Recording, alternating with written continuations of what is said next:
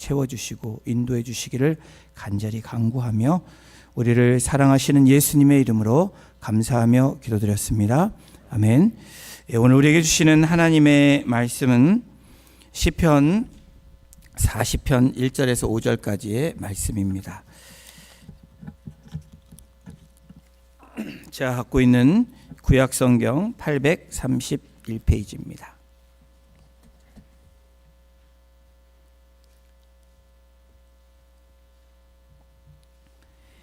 찾으신 줄로 알고 우리 한 절씩 교독으로 봉독하고 마지막 5절은 합독하겠습니다. 내가 여호와를 기다리고 기다렸더니 귀를 기울이사 나의 부르짖음을 들으셨도다. 나를 기가 막힐 웅덩이와 수렁에서 끌어올리시고 내 발을 반석 위에 두사 내 걸음을 견고하게 하셨도다. 새 노래 곧 우리 하나님께 올릴 찬송을 내 입에 두셨으니 많은 사람이 보고 두려워하여 여호와를 의지하리로다. 여호와를 의지하고 교만한 자와 거짓에 치우치는 자를 돌아보지 아니하는 자는 복이 있도다. 합독합니다.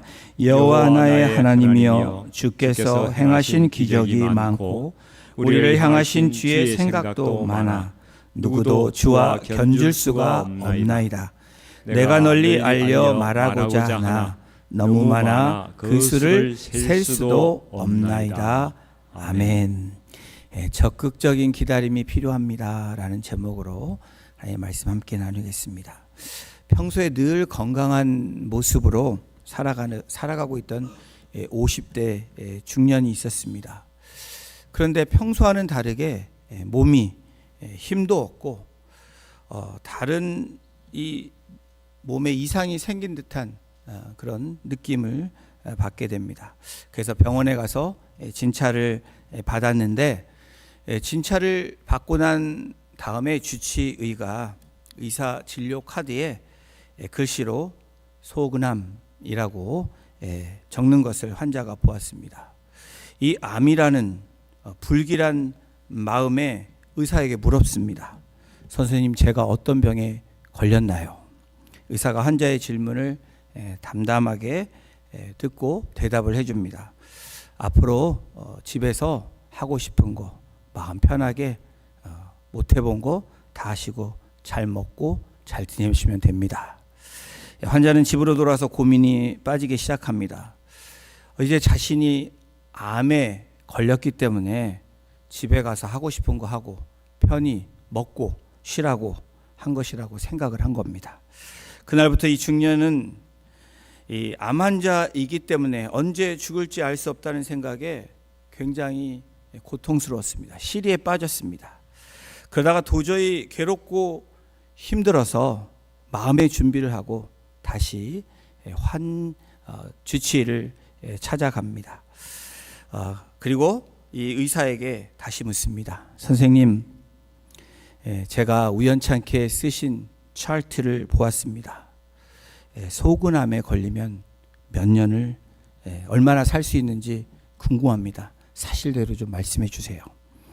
의사는 이 환자의 이야기를 듣고 한참 동안 어이없는 표정으로 멍하니 바라보더니 드디어 의사가 입을 열어서 대답합니다. 소근암은 제 이름입니다 라고 얘기를 했다고 합니다. 비록 해프닝으로 끝났지만 우리는 인생을 살면서 예측할 수 없는 그런 일들을 우리가 경험하게 됩니다. 수많은 위기들은 저와 여러분들을 좌절하게 합니다. 때로는 우리를 실망시키고 절망 가운데 들게 합니다. 어떤 사람들은 큰 고통 속에서 살아가는 그런 시간들을 보내는 분들도 있습니다.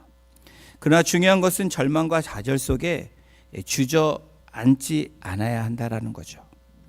성경 인물 가운데 삶의 위기를 만나서 절망적인 상황 속에서 하나님께 간구하며 인내의 시간을 보냈던 한 사람을 꼽으라면 오늘 시편 40편의 저자인 다윗을 저와 여러분들이 선택할 수 있을 겁니다.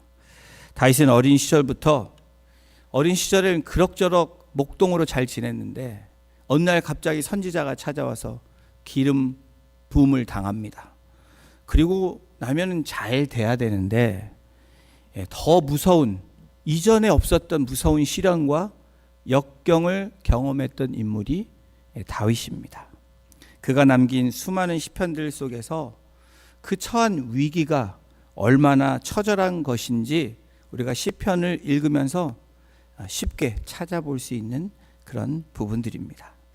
다윗은 시편 40편에서 삶의 절망 가운데서 우리들에게 오늘 알려주는 이 대강절의 이 기다림 가운데 우리에게 알려주는 이 기다림은 소극적인 기다림이 아니라 적극적인 기다림이라는 것을 우리에게 교훈하고 있습니다. 그렇다면 우리의 인생 가운데서 예기치 않는 위기를 만날 때 적극적인 기다림이 무엇인지 또 어떻게 해야 되는지 오늘 본문을 통해서 함께 나누기를 원합니다. 자, 다윗의 적극적인 기다림 첫 번째는 여러분 뭐였냐면 우리 함께 읽겠습니다. 부르짖은 기다림입니다. 시편 40편 1절도 다시 한번 우리 함께 같이 합독합니다. 내가 여호와를 기다리고 기다렸더니 귀를 기울이사 나의 부르짖음을 들으셨도다. 부르짖음에 응답받기 위해서는 어떻게 해야 된다라고 이 시편 기자는 말합니까? 기다리고 기다리라는 거예요. 자, 1절의 히브리 성경의 원래의 어순을 보면 어떻게 되어 있냐면 기다리고 기다렸다. 내가 여호와를. 이게 이 히브리 성경의 이 오르입니다. 무엇을 기다리라는 것일까요? 여호와 하나님을, 우리 하나님을 기다렸다라는 거죠. 많은 사람들은 기다림의 삶을 살고 있습니다. 어제 우리 목자 모임을 가졌는데 우리 목자 중에 한 분이 매일 나는 기다리는 삶의 연속이라고 말씀을 하셨습니다. 이메일의 답변을 기다리고 또 오는 우편물을 기다리고 은행에서 날아오는 것을 기다리고 또 손님과의 약속을 기다리는 기다림의 연속이다라고 말씀을 나누시는 것을 제가 들었습니다. 이런 일상적인 기다림도 있지만 우리의 삶에서는 어떤 기다림이 있냐면 문제 해결책을 기다리는 고난의 기다림도 함께 우리의 삶 가운데 있다라는 사실입니다. 지난주에 문학 평론가가 한 말을 여러분 기억하시나요? 인생은 기다림의 박물관이다. 예, 그렇습니다. 우리 인생을 뒤돌아볼 때 우리는 기다림의 삶, 또 앞으로도 기다려야 되는 삶을 살고 있는 그 자체, 그것이 바로 저와 여러분들의 삶입니다. 그렇다면 오늘 시편 다윗은 우리의 기다림 삶에서 누구를 기다려야 한다라고 그렇게 주장하고 있는지, 또 오늘 성경은 우리들에게 너희들은 누구를 기다려야 되는지 답변을 주고 있다라는 거예요. 오늘 40편 1절에 사람을 기다린다라고 말하지 않습니다. 또 이 문제가 해결될 것을 기다렸다라고 이 시편 기자가 말하지 않았습니다. 누구를 기다렸다고요? 내가 여호와를 기다리고 기다렸다. 사랑하는 성도 여러분, 여러분 누구를 기다리시고 삶을 살아가고 계십니까? 다윗은 이 말씀 속에서 하나님의 도우심을 찾아 부르짖는 모습과 하나님의 응답을 기다리는 모습이 같이 병행되고 있다라는 사실을 알게 됩니다. 히브리어 단어 부르짖다, cry out. 이 의미는 큰 소리로 외치며 도움을 청한다라는 의미입니다. 시편 5편 2절에 다윗의 고백을 함께 같이 읽겠습니다. 시작. 나의 왕, 나의 하나님이여, 내가 부르짖는 소리를 들으소서. 부르짖는 소리를 들으소서. 의미는 기도하는 나의 소리를 들으시옵소서라고 말하는 겁니다. 그냥 기도가 아니라 뜨거운 눈물과 간절한 기도가 cry out입니다. 왜 성경은 부르짖어 기도해야 한다라고 말할까요? 마음이 간절하기 때문에 그렇습니다. 반대로 왜 사람들은 부르짖지 않을까요? 마음이 간절하지 않기 때문에 그래요. 어떤 분들은 다음과 같이 질문할 수 있습니다. 하나님은 그렇게 소리내어 안 해도 살살 얘기해도 다 듣는 분 아니시냐? 네, 맞습니다. 그럼에도 불구하고 성경은 왜 cry out, 부르짖으라고 우리에게 말하고 있는 걸까요? 절박한 상황 형편에서 하나님만이 나의 문제와 나를 해결할 수 있는 분이라는 간절한 마음을 증거하는 표현이 부르짖다, 이 cry out 한다라는 의미입니다. 사랑하는 성도 여러분, 인생의 위기, 절박한 상황은 저와 여러분들에게 언제든지 찾아올 수 있습니다. 시도 때도 없이 찾아오는 반갑지 않은 손님입니다. 우리의 상황을 고려하지도 않습니다. 우리가 누구인지 상관없이, 어떠한 모습인지 상관없이 찾아오는 그러한 절박한 인생의 위기가 우리 가운데 있습니다.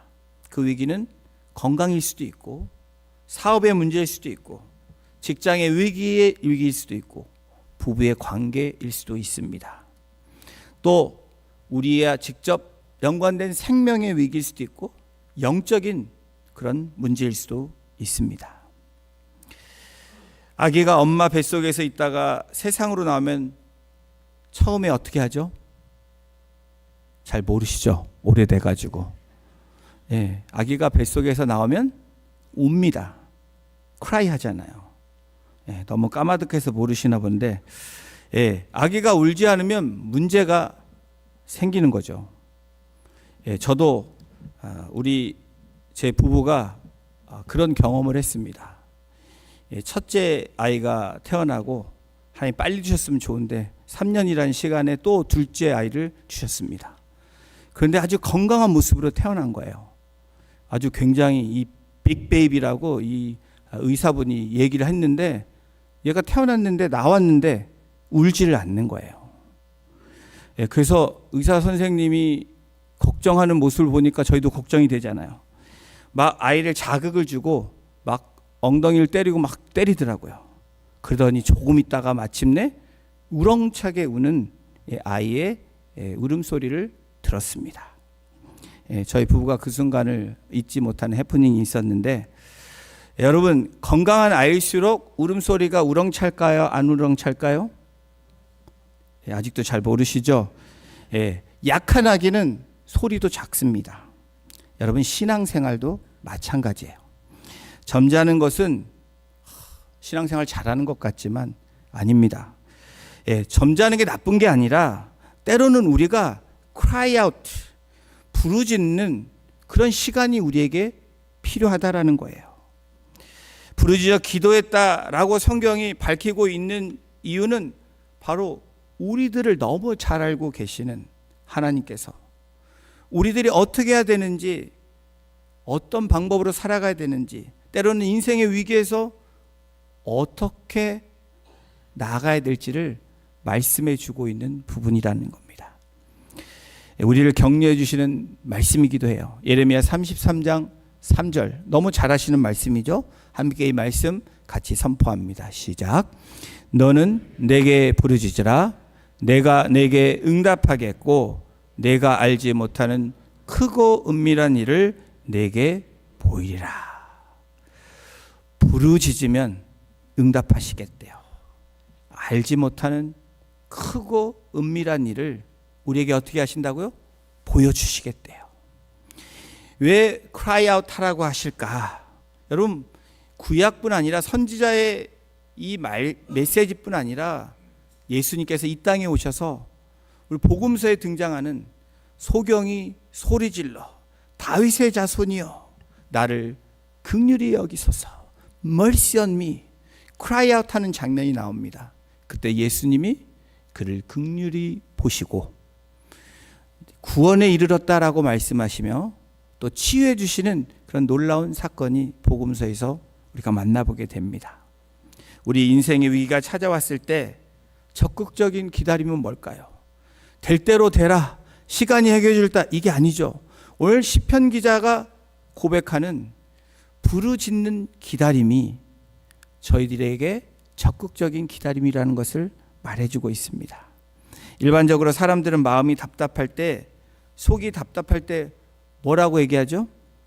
세상 사람들 사람이 없는 거 가서 고함을 크게 쳐라, 소리를 질러. 그러면 좀 속이 좀 시원해질 거야. 속이 시원해지는 경우도 있습니다. 영적으로도 마찬가지예요. 영적으로 저와 여러분들의 삶 가운데 위기가 찾아왔을 때, 어려움이 찾아왔을 때 성경의 가르침은 cry out, 부르짖으라 라는 겁니다. 근데 여러분, 부르짖는 것과 소리를 내는 것의 차이는 굉장히 큰 차이입니다. 입에서 나오는 소리지만 다르다는 거예요. 여러분, 세상이 가르쳐주는 부르짖음은 대상이 바뀔 수가 있습니다. 또 대상이 없을 수도 있어요.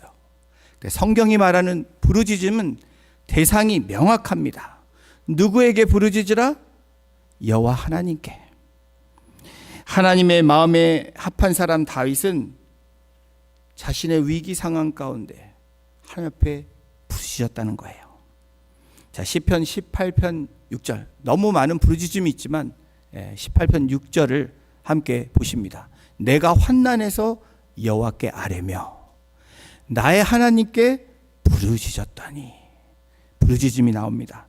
시편 77편 1절에도 나옵니다. 내가 내 음성으로 하나님께 부르짖으리니, 내 음성으로 하나님께 부르짖으면 내게 귀를 기울이시리로다. 시편에 나오는 말씀 중에 우리가 볼 수 있는 많은 구절은 부르짖었다는 거예요. 우리의 삶을 아시는 주님께서, 힘듦을 아시는 주님께서, 위로받기를 원하는 하나님의 마음이 너희는 내게 부르짖으라는 거예요. 사랑하는 성도 여러분, 하나님께 적극적으로 부르짖어 기다리실 때 하나님으로부터 응답받는 저와 여러분이 되시기를 주님의 이름으로 축원합니다. 다윗의 적극적인 기다림은 부르짖은 기다림입니다. 그리고 두 번째 부르짖음은 우리 함께 읽겠습니다.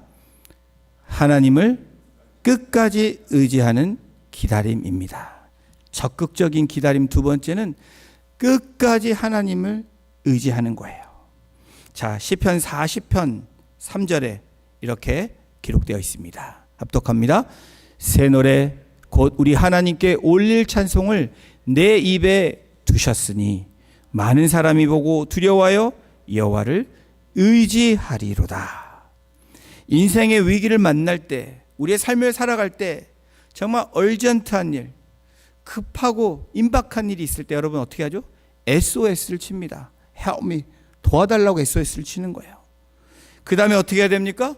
그 다음에는 우리를 도와주실 변하지 않으시는 대상인 하나님을 끝까지 의지하는 거예요. 기다림이란 쉬운 일이 아닙니다. 특별히 이 시대가 빨리 흘러가는 이 패스트 트랙에 있는 저와 여러분들이 기다린다는 그 자체가 고통입니다. 그러나 여러분, 막연한 기다림보다 어떤 일이 이루어질 것을 해결해 주실 그 대상이 있다라는 것에 소망을 두면 그 기다림은 고통의 순간이지만 고통을 지나 어떻게 된다고요? 기쁨과 소망으로 우리를 바꿔주신다는 거예요. 어느 20대 후반에 결혼한 부부가 있었습니다. 결혼하면서 이 부부는 이 같은 마음을 가졌어요. 자녀를 갖자. 근데 자녀를 4명 갖자. 아들 둘, 딸 둘. 그래서 하나님의 선물인 예쁜 아기를 갖기를 그렇게 소망했습니다.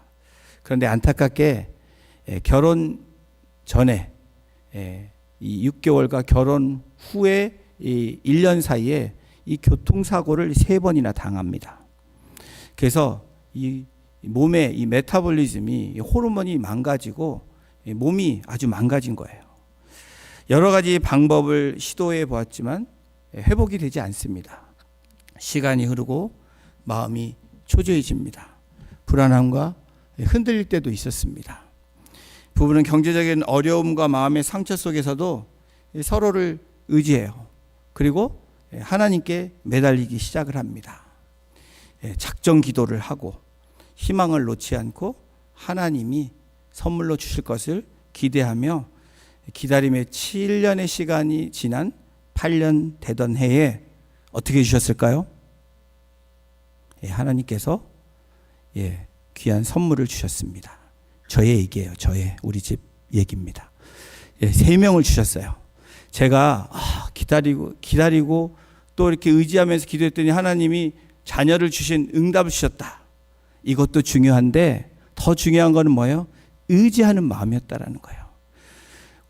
우리의 대상, 의지할 수 있는 대상이 하나님밖에 없는 거예요. 태문을 여신 분, 자녀를 주시는 분이 하나님심을 믿고 끝까지 의지했더니 하나님께서 응답해 주셨다라는 거예요. 이사야 선지자는 이렇게 말합니다. 30장 18절에 이렇게 고백하고 있어요. 우리 함께 같이 말씀 선포합니다. 시작.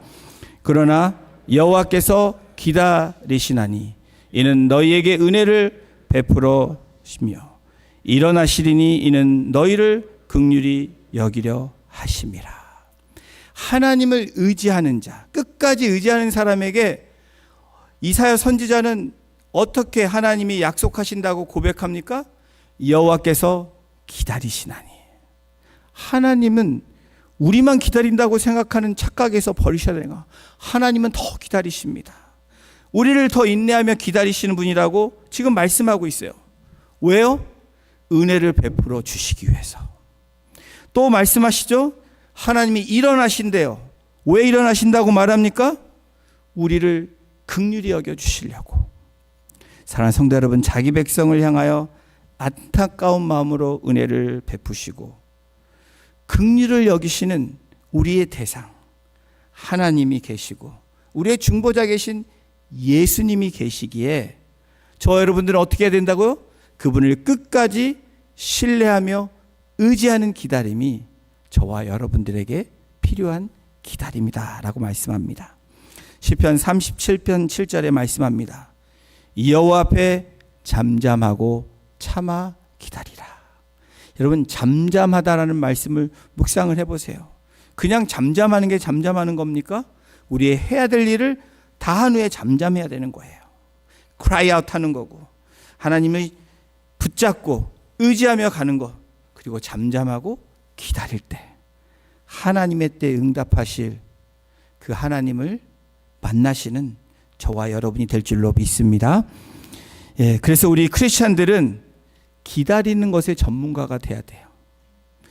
너무 괴로워 힘들어가 아니라 뭐예요? 부르짖고 의지하고 그리고 기다릴 때 하나님이 응답해 주실 줄로 믿습니다. 여호와를 의지하는 사람은 기다릴 수 있는 사람임을 또한 우리가 말씀할 수 있습니다. 반대로 사람에게 세상을 의지하는 사람은 기다리는 일이 아주 어렵다라는 것도 알게 됩니다. 왜 다윗은 하나님을 의지했을까요? 오늘 시편에 그것을 다윗이 고백하고 있습니다. 2절에 이렇게 고백합니다. 나를 기가 막힐 웅덩이와 수렁에서 끌어올리시고 그 내 발을 반석 위에 두사 내 걸음을 견고하게 하셨도다. 지금 다윗의 상황은 왕궁에서 편하게 있는 그런 시간이 아니에요. 모든 것이 내 마음 내 뜻대로 잘 됐던 그런 시간이 아닙니다. 지금 다윗은 쫓기고 있고 괴로운 상황이에요. 그런데 뭘 고백하고 있습니까? 기가 막힐 웅덩이와 수렁에서 끌어올리시는 그 하나님을 소망하고 기대하고 그 의지하고 있다라는 거예요. 그것뿐입니까? 지금 내 발걸음이 쫓겨가고 있고 뒤쫓아오는 그 두려움과 어려움 가운데 있지만 내 걸음을 견고하게 하셨도다. 이것이 하나님을 끝까지 의지하는 사람의 고백이라는 것을 우리가 알게 됩니다. 기가 막힐 웅덩이와 수렁에서 끌어올리시는 분, 내 발걸음을 견고하게 하시는 분. 하나님은 우리의 기도를 모두 듣고 계시는 분이십니다. 여러분 믿으십니까? 하나님은 우리의 모든 모습을 보고 계시는 전능하신 하나님이십니다. 하나님 우리의 마음속을 모두 헤아리시는 우리의 아버지심을 믿는 저와 여러분이 되시기를 주님의 이름으로 축원합니다. 3절을 보십시오. 새 노래 곧 우리 하나님께 올릴 찬송이 내 입에 두셨으니. 여러분 우리 입에 둬야 될 것이 뭐예요? 새 노래로 나를 만드실 하나님을 찬양하는 그 입술이 돼야 되는 거예요. 많은 사람이 보고 두려워하여 여호와를 의지하리로다. 하나님을 끝까지 의지하는 사람은 그 입술에서 찬송이 터지고 기도가 나오고 그리고 하나님을 의지하는 그 굳건한 믿음이 세워질 줄로 믿습니다. 끝까지 주님을 의지함으로 위기를 오히려 하나님의 능력으로 체험하시는 저와 여러분이 되시기를 주님의 이름으로 축원합니다. 다윗의 적극적인 기다림은 부르짖은 기다림입니다.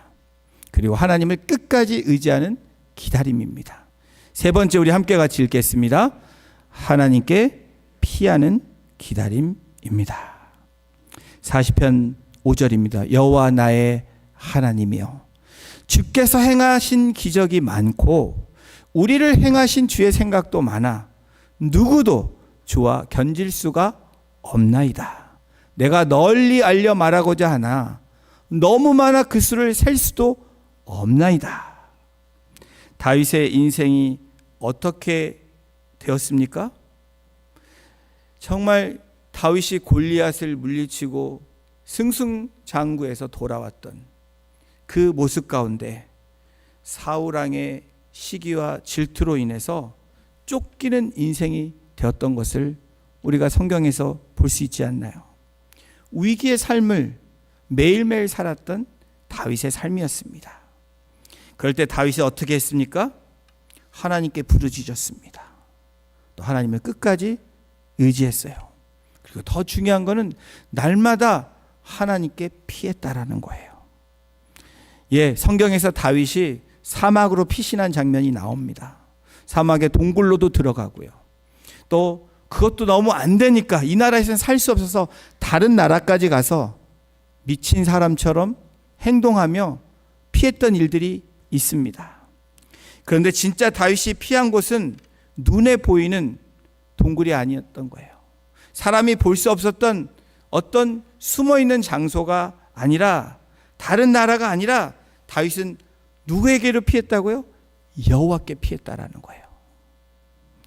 기다렸고 기다렸다. 이 의미가 무엇입니까? 하나님께 피한 사람의 고백인 거예요. 여러분, 하나님께 피했기 때문에 내가 기다릴 수 있는 거 아닙니까? 여호와께로 피한 사람의 모습이 바로 다윗의 모습입니다. 자신의 문제를 가지고 우리가 나아갈 때 그 도움을 주실 수 있는 분이 누구인지 분명히 알았고, 그것을 경험했기 때문에, 또 그것을 의지했기 때문에 다윗은 날마다 어려운 상황이 있고 힘든 상황이 있을 때마다 여호와께 피하는 그런 고백을 한 것입니다. 보십시오. 행하신 기적이 많고, 5절 다시 보세요. 우리를 향하신 주의 생각도 많아. 주님이 우리를 향한 생각이 많습니다. 여러분, 우리가 우리의 기준으로 하나님을 바라볼 때가 많아요. 왜 그런지 아세요? 내 생각이 많을 때 우리는 여러 잡생각들이 많습니다. 그렇죠? 염려, 걱정, 근심. 그러나 하나님의 생각이 많다, 주의 생각이 많다라는 건 어떤 생각일까요? 하나님은 어떻게 하면 하나님의 자녀들에게 뭐가 최선이고 뭐가 베스트일까 늘 생각하신다는 거예요. 이것이 주의 생각이 많아. 누구도 주와 견질 수가 없다라는 고백이 바로 이 다윗의 고백입니다. 그렇습니다. 우리에게 불어닥친 폭풍이 크다 할지라도, 그 강풍이 우리에게 올지라도 하나님과 깊은 관계에 있고 하나님께 피하는 저와 여러분들이라면 두려워할 필요가 없게 된다라는 거예요. 변하지 않을 것 같은 환경 가운데서도, 처해 있는 상황들이 두려울지라도, 여러분, 위기 속에서 부르짖는 시작을 할 때, 또 하나님의 약속의 말씀을 붙잡고 하나님을 끝까지 의지할 때에, 그리고 날마다 내가 피하는 곳이 아버지의 품이고 주의 전능하신 팔 안에 피할 때 어떻게 될까요? 놀라운 그 하나님의 평안과 위로와 기쁨과 감사가 넘쳐날 줄로 믿습니다. 여러분, 기도하자마자 응답받으면 얼마나 좋겠어요. 부르짖을 때마다 하나님 여기 있다 하면 얼마나 좋겠어요. 그런데 하나님이 생각이 많으시다 그러잖아요. 이걸 줘서 좋을지 안 좋을지 하나님은 늘 가장 베스트가 뭘까 생각하신다고 말씀드렸습니다. 여러분, 이 기다림은 하나님이 우리를 훈련시키고 더 단단하게 기다리는 성장의 시간이라는 것을 우리가 기억해야 됩니다. 사랑하는 성도 여러분, 여러분 겨울나무 좋아하세요? 답변을 안 하시니까 네, 겨울나무를 좋아하실까요? 아니면 여름나무를 좋아하실까요? 가을나무를 좋아하실까요? 봄나무를 좋아하실 것 같아요. 나물이 아니고 봄나무, 스프링 트리, 꽃이 막 피고, 여름에는 무성한 가지가 나고, 가을에는 열매가 열리고. 근데 여러분, 겨울나무를 우리가 묵상해야 될 필요가 있습니다. 한 해의 끝자락 모든 잎을 떨구고 앙상하게 서 있는 겨울나무를 통해서 저와 여러분들을 바라볼 수 있기를 기대해 봅니다. 춥고 초라해 보일 수 있습니다. 다 옷을 벗는 듯한 모습의 그 형태가 겨울나무일 거예요. 근데 여러분, 나무는 그 시간이 죽어 있는 시간일까요? 그렇지 않다라는 겁니다. 화려한 잎 대신에 생명의 뿌리를 더 깊게 내리는 단단한 시간이 겨울나무의 시간입니다. 다가올 봄을 위해서 깊은 침묵 속에서 묵묵히 인내하는 내공을 쌓는 시간이라는 거예요. 하박국 선지자의 고백처럼 당장 눈에 열매가 보이지 않을지라도 내가 여호와를 기뻐하며 찬양하는 이 단단함이 겨울나무에서 나올 수 있는, 그래서 봄에 이파리가 나오고 꽃이 피고 열매가 맺을 수 있는 그런 단단함으로 이어진다라는 거예요. 하나님의 섭리 안에 있음을 신뢰하는 것, 이것이 겨울나무가 주는, 우리에게 주는 지혜입니다. 세상도 사물도 하나님의 원리에 따라갑니다. 우리도 하나님의 부르심이 있는, 특별히 하나님의 영으로 지음받은 저와 여러분들은 그 영에 반응해야 되는 우리의 책임과 또 우리의 부르심이 분명히 있습니다. 혹시 지금 여러분의 삶이 멈춘 것 같은 그런 느낌이 드시는 분들이 계십니까? 2025년 정말 누구보다도 난 열심히 살았는데, 내 가정에서 최선을 다했는데 왜 지금 여전히 이 모양일까? 왜 변하지 않고 이런 상황일까? 이런 마음을 가지시는 여러분들의 마음이 있다면 오늘 그 여러분들의 모습은 겨울나무라는 거예요. 이 시련의 시간에 흔들리는 것이 아니라 뿌리를 더 내릴 수 있는 그런 시간, 바로 크라이 아웃 해야 되고 하나님을 의지해야 되고 하나님께 피하는 그런 훈련이 되어지는 저와 여러분들이라면 우리는 봄을 더 기쁘게 맞이할 수 있고 무성한 가진 여름을 더 보낼 수 있을 뿐 아니라 수확의 계절인 가을의 그 놀라운 은혜들을 경험하게 될 줄로 믿습니다. 조급해야 될 때가 아니라 믿음의 뿌리를 내려야 되는 그 시즌이 바로 이 대강절을 바라보며 또 성탄을 맞이하는 저와 여러분들의 계절입니다. 조급함을 내려놓는 이 시간, 이 계절, 하나님의 시간표를 신뢰하십시오. 하나님을 의지하십시오. 그리고 감사로 채워지시며 하나님의 놀라운 그 은혜가 우리 성도님들 한 분 한 분에게 흘러 넘치시기를 주님의 이름으로 축원합니다. 기도하시겠습니다. 하나님, 감사합니다. 대강절을 맞이하며 보내고 있는 우리들에게 또 시편 기자를 통해서 적극적인 기다림이 어떤 기다림인지 우리에게 오늘 말씀해 주시니 하나님 감사합니다. 적극적인 기다림은 마냥 기다리는 것이 아니라 우리가 하나님 앞에 cry out 하는 것이고 부르짖는 것이고 또 하나님을 끝까지 의지하는 것일 뿐 아니라 매일매일 하나님께 피해야 되는 그러한 삶을 살아내는 그 기다림이 적극적인 기다림임을 오늘 말씀해 주셨사오니 이번 한 주간도 그 기다림의 계절에 걸맞는 주의 백성으로 살아갈 수 있도록 우리 성도님들 한 분 한 분을 주님 주장하여 주시고 마음에 상함이 있는 하나님의 백성들을 또 위로하여 주셔서 하나님의 시간표를 바라보며 하나님이 하실 일들을 기대하며 소망 가운데 나아가는 복된 하나님의 백성들 될 수 있도록 주님 인도하여 주시옵소서. 감사드리며 예수님의 이름으로 기도드렸습니다. 아멘. 우리 다 같이 일어나셔서 찬양 드리시고 축도함으로